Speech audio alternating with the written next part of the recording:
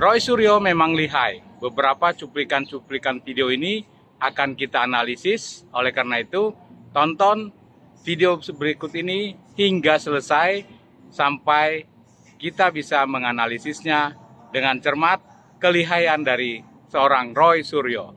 Terlihat ya bagaimana Roy Suryo ini ketika akan bertemu seseorang yang dia anggap ya, mungkin dianggap tokoh yang akan bisa membawa dirinya untuk bisa mencapai atau menggapai hasrat cita-citanya atau apapun itu ya.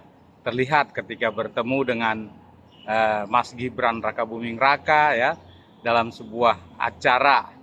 Nah, hingga jatuh itu kamera, dia lupa memegang kamera, mungkin ingin bersalaman cepat-cepat buru-buru, namun terlihat Mas Gibran itu sepertinya cuek saja ya terhadap Mas Roy Suryo. Apakah ini yang membuat ya, ini pertanyaan, apakah ini yang membuat Roy Suryo ini sangat dendam ya, ada dendam pribadi terhadap Gibran yang mencueki dirinya ya. Nah, dan satu lagi yang penting, saya dititipi pesan oleh Universitas Negeri Jakarta, yaitu oleh Prof. Ari Satono, UNJ tidak akan menggelar konferensi pers atau menggelar statement resmi, tidak perlu. Beliau menyerahkan, sudah Mas Roy saja yang sampaikan. Jadi saya menyampaikan ini sekaligus membantah apa yang dilakukan oleh saudara Richard Huta Julu dan saudara Bill Fakih. Bukan nanti izin saya sampaikan anunya. Karena nggak mungkin dari UNJ yang membuat press conference itu enggak ya, Prof ya? Kalau soal itu. Malah sebaiknya nggak usah aja, Bro. Daripada nanti malah diseret-seret, ya toh, saya aja nanti. Jadi izin yang banyak. Yang dilakukan oleh Mas Roy katanya? Apanya? Yang menghina dirinya. Menghina apanya dihina? Ya, coba dilihat siapa yang terhina. Kalau memang dia merasa seperti gambar di kaos saya, udah dia merasa sendiri kan. Saya kan tidak nyebut nama. Saya kan tidak nyebut nama. Saya kan tidak nyebut nama. Iya kan? Tidak. Ya. Mereka ibaratkan yang teriak-teriak itu, ya, itu adalah Taufik Bill Fakih, kemudian Richard Huta Julu dan kawan-kawan mereka. Mana itu Mas Roy?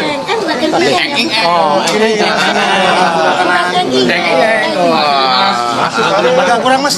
Kabeh, ya, mereka itu kabeh. Nah, itu ya. Ketua harian. Akulah. Ya, si Billy ya. Billy. Billy itu punyanya Michael yang jaga di luar yang itu namanya Billy itu ya. Iya, benar ini. Atau Muhsin Taufik Bill Fakih ini. Si Billy itu nama anjing saya. Yang paling gede itu namanya Billy. Itu nama anjing saya, nama si Billy. Itu nama anjing saya, nama si Billy.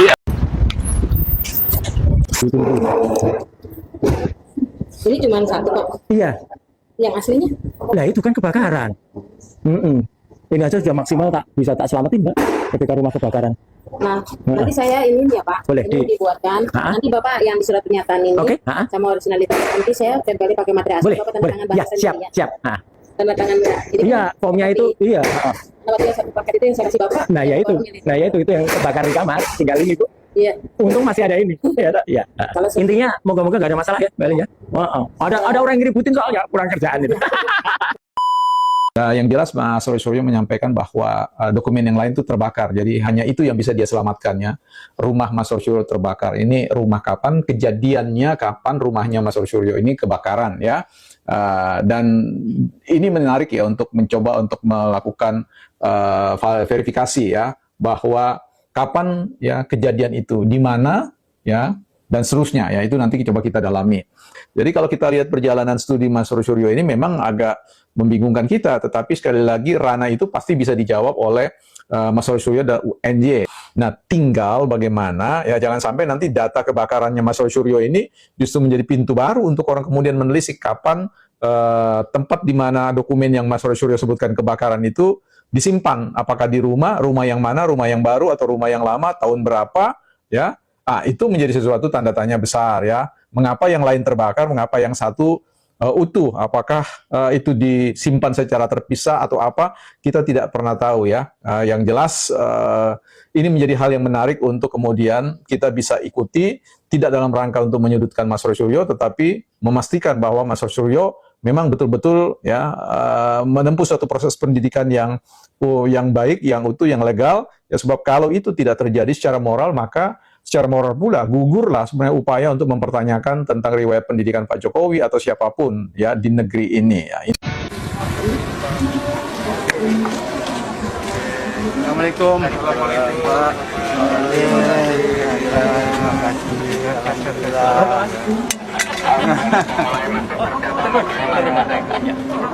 Alhamdulillah baik. Ya. Kita adalah pokoknya.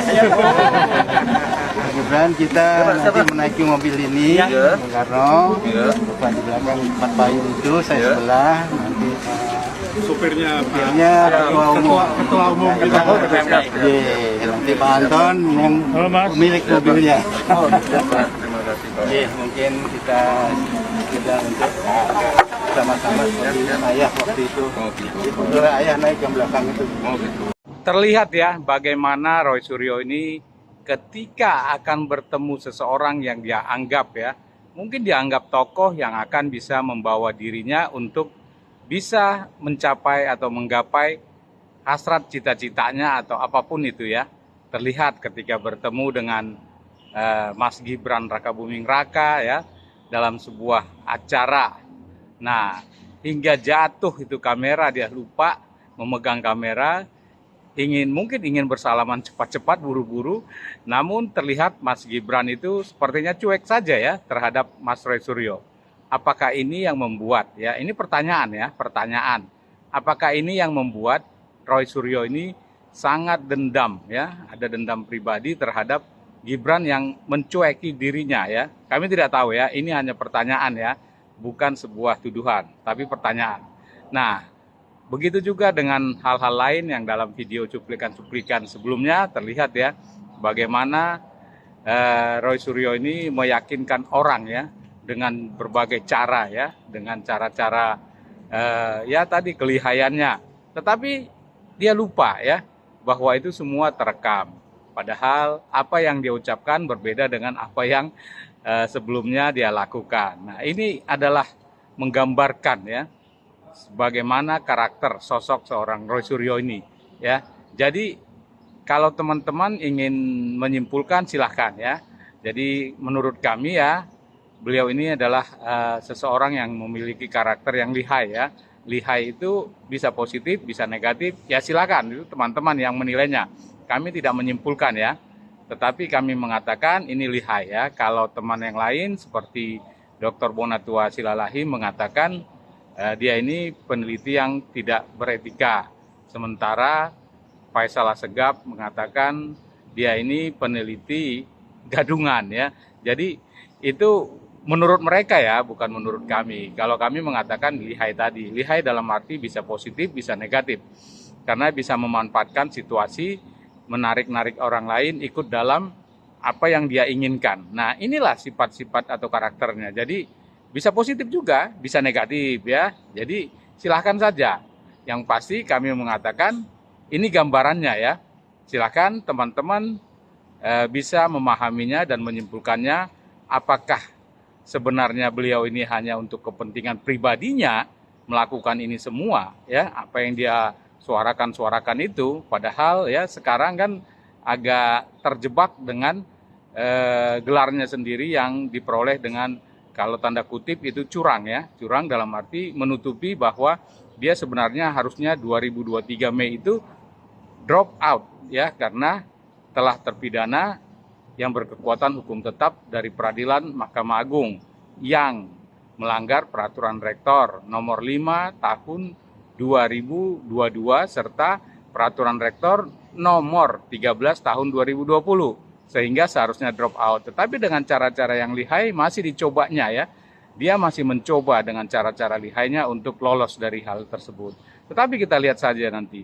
Kebenaran tetap kebenaran. Bukan kelihaian yang penting, tetapi kejujuran, integritas, dan moralitas. Itulah intelektual yang sebenarnya ya. Bukan seperti kata Faisal Assegaf ya. Faisal Assegaf ini yang mengatakan itu adalah peneliti gadungan katanya. Kalau kami mengatakan kelihaian dari Mas Roy Suryo.